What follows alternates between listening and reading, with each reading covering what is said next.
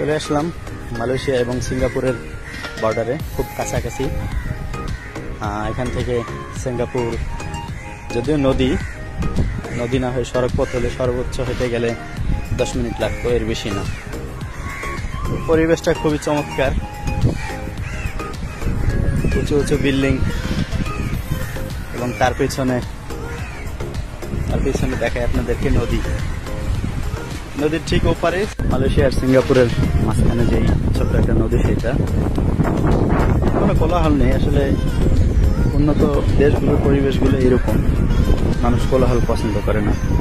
ঈদের দিনে যে একদম ঘুরতে হবে তা না, তাদের যখন মনে চায় তখন ঘুরে। আমাদের বাংলাদেশে তো ঈদের দিন আসলে পর্যটক যে কেন্দ্রগুলো থাকে ওখানে আসলে যাওয়ার মতো পরিবেশ থাকে না, খুবই গ্যাদারিং হ্যাসেল। সেই তুলনায় এখানে দেখেন একেবারেই শুনশান নীরব ঈদের দিন, কিন্তু তবুও মানুষের এরকম কোলাহল নেই।